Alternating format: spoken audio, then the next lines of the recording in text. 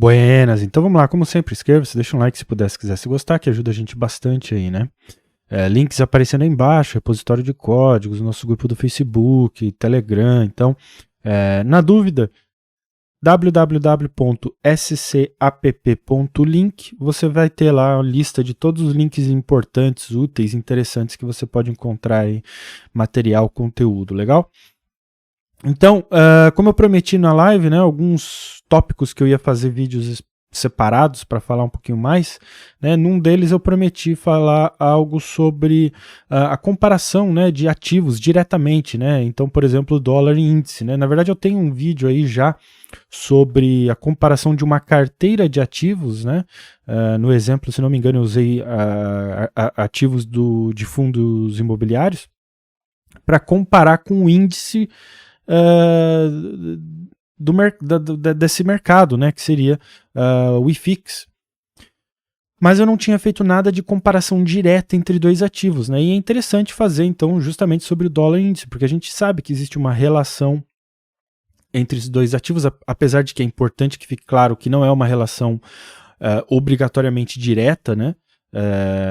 A gente sabe que grande parte do tempo, né, quando o índice está subindo, o dólar tende a estar caindo e vice-versa, eles tendem a estar sempre inversos, né? Mas, como é importante deixar claro, né, isso não é uma regra, não deve ser usado como premissa para fazer operação, né? Não é porque o dólar está subindo que o índice obrigatoriamente vai começar a cair e vice-versa, né? Pode ser, existe uma probabilidade, mas não é necessariamente o caso. E a gente vai ver aqui também alguns exemplos. Mas também é interessante, então, colocar essa teoria a teste, né? E agora que a gente pode usar justamente essas funcionalidades de interrogar ativos de outros ativos, né? A gente pode fazer isso num estudo único. Então, o que a gente tem aqui para você entender como é que a gente configurou aqui a nossa tela? Primeiro eu tenho um gráfico para o índice futuro nos 5 minutos. Eu tenho um segundo gráfico que eu também estou no índice futuro de 5 minutos, porém o que eu fiz aqui foi, eu adicionei o nosso indicador, que a gente vai ver aqui, né, que a gente programou, e removi o indicador de preço. Então ele ficou essencialmente como um gráfico separado só para esse nosso indicador. E um terceiro gráfico para o dólar também nos 5 minutos. Importante que eles estejam sempre sincronizados na periodicidade, né? Se eu for estudar 5 minutos, tem que ser para todos, né?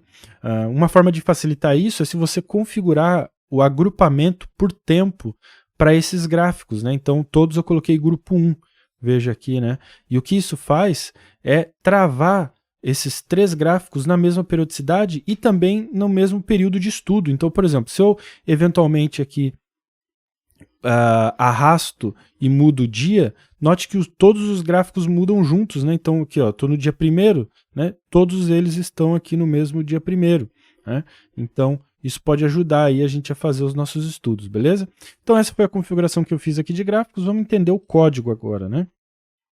Eu criei 2 constantes justamente para poder interrogar o profit, né, para pegar esses ativos. Então eu criei um aqui, ADOL, onde eu uso a palavra reservada asset, né, e aí eu tenho que especificar o ticker e a fonte de dados, né? Então no caso aqui dolfoot e o feed da BMF, né, a fonte da BMF, e eu fiz o mesmo para o índice. Importante levantar, né, caso você esteja na dúvida, onde que eu encontro os possíveis feeds, fontes, né? Se você for aqui em mostrar aqui arquivos e documentação, constantes, bolsa, você tem todos os feeds possíveis que você pode usar para configurar aqui a função, né, asset. Tá na dúvida de qual ativo específico, né, usa? Por exemplo, ao fazer uma busca, então poderia buscar aqui índice futuro, veja que ao colocar IND, eu tenho INDFUT, que é o ticker, né, ou também chamado como símbolo, né, que eu estou estudando, e eu posso confirmar a fonte aqui, ó, Bolsa BMF, então eu sei que vai ser o feed da BMF, né? Então, qualquer outro ativo ou qualquer outro indicador que você esteja buscando, né, você pode confirmar qual é a fonte, né, desses dados, tá? No caso aqui, ambos serão feed BMF, né? Tanto para o dolFoot como para o indFoot. Logo em seguida eu tenho um parâmetro ind verdadeiro, então para dizer para o meu código que eu estou no gráfico do índice ou não, tá? E eu vou explicar por que eu fiz isso, já, tá? E já você vai entender. E aí eu tenho aqui as declarações de variáveis, tá? Os variáveis de cálculos que a gente vai fazer do tipo real para armazenar, né, valores do tipo real, né, ou seja, valores decimais. Né? Uma variável chamada coloração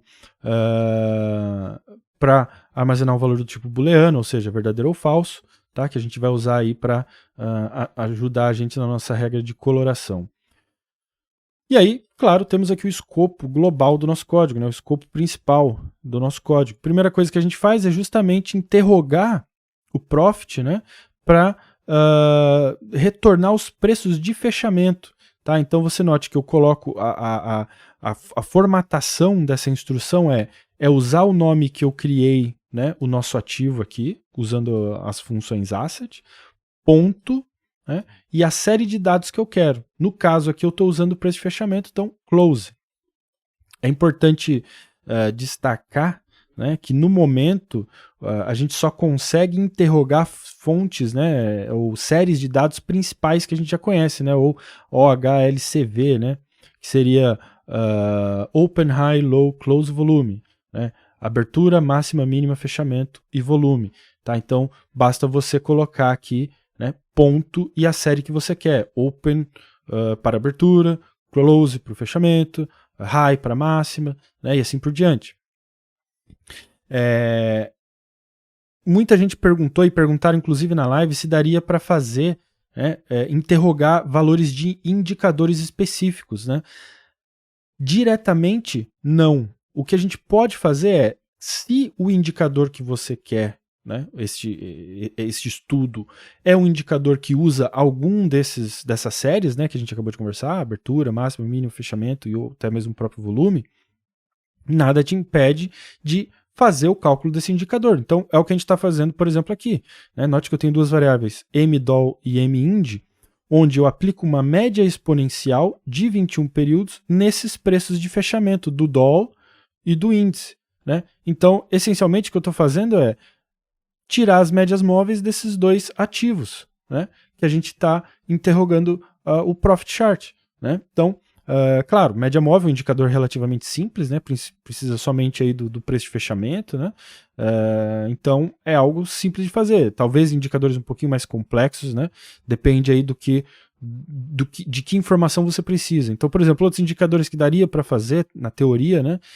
Seria, por exemplo, uma banda de Bollinger de outro ativo. Daria. Porque a banda de Bollinger também só precisa de preços de fechamento e médias móveis, né? Então, dependendo do indicador que você está querendo, dá para fazer, tá? Logo em seguida, o que eu faço é calcular uma variação dessas médias móveis, né? Uma variação para o dólar e para o índice. Então, aqui é uma fórmula matemática simples de cálculo de variação, tá? Variação percentual. Né? E a única diferença que eu faço aqui no final é, normalmente a gente multiplicaria isso aqui por 100, né? Para trazer para um valor percentual. O que eu fiz foi multiplicar por 100 mil para trazer para um valor que fique mais fácil de ler. Né? Então, por exemplo, 37,53 menos 34,50. Do contrário, seria um valor algo como 0,03. Né? Então fica difícil de ler esses valores aqui e fazer uma correlação. Apesar da formatação da linha não se alterar, né? A leitura dos valores ficaria mais difícil.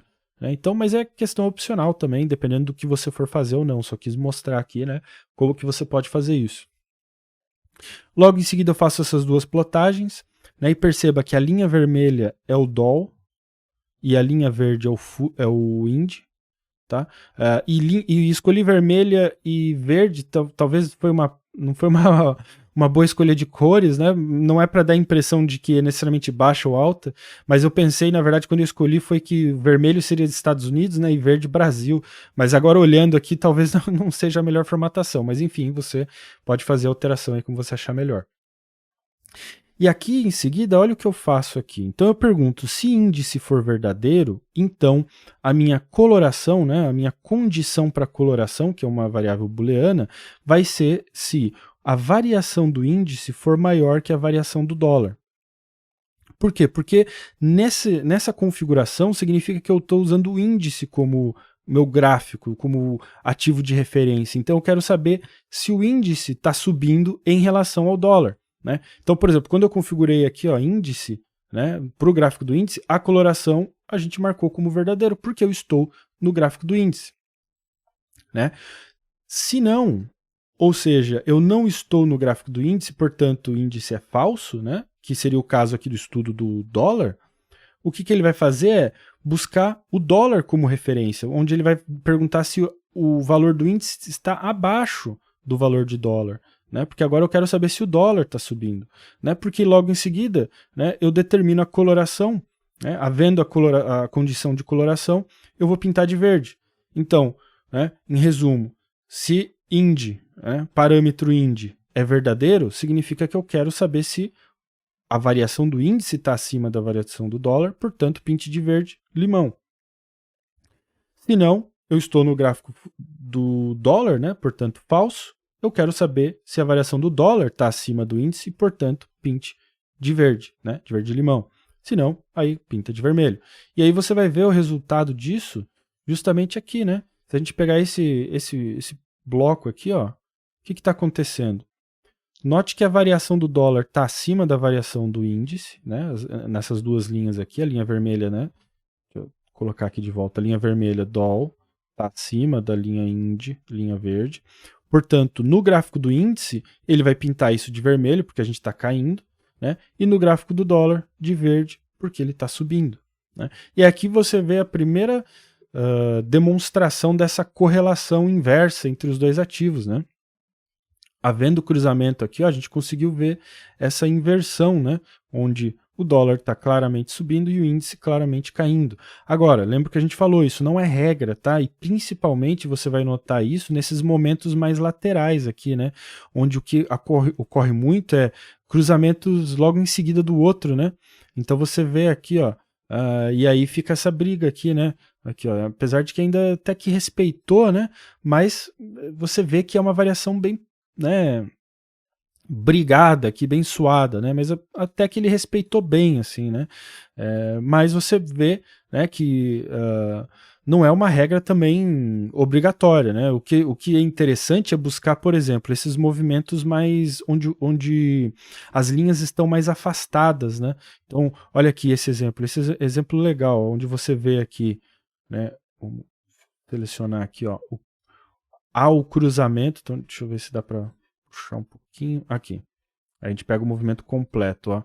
A gente vê desde o cruzamento da linha verde agora, ou seja, o índice passou para cima, né, e aqui o DOL, né, e você nota aqui, né, um movimento aqui mais amplo, né, de subida, e aqui a linha do dólar para baixo, um movimento mais amplo de queda, né, e até que há, né, o cruzamento de novo, né, onde o dólar passa para cima e o índice passa para baixo, né, então vai começar um novo movimento e você começa a ver uma nova mudança aqui, né, onde agora, né, os preços aqui estão começando a se inverter, né, mas sempre é importante lembrar, né, que é natural também que haja um atraso nisso, né, porque até que haja essa confirmação de que agora sim, de fato, os preços estão subindo e outro está caindo, né? É natural que você tenha aí períodos onde você tem uma lateralização. Então, de nenhuma maneira isso aqui é uma recomendação de operação, tá? É só uma correlação aí de estudos para a gente fazer e eu posso até, caso haja interesse, traduzir isso para um código de automação. Tá? Então o que eu ia pedir para vocês é deixem sugestões de como a gente pode filtrar melhor talvez esse modelo, né? Talvez ao invés de média exponencial comparar outro tipo de indicador, outro tipo de cálculo desses dois ativos, né? E a gente pode aí fazer algo no sentido de automatizar essas operações, né? Havendo essas inversões aí, beleza? Para fazer parte aí dos nossos estudos também, legal? Então é isso aí, espero que tenha ajudado. A gente se vê no próximo vídeo.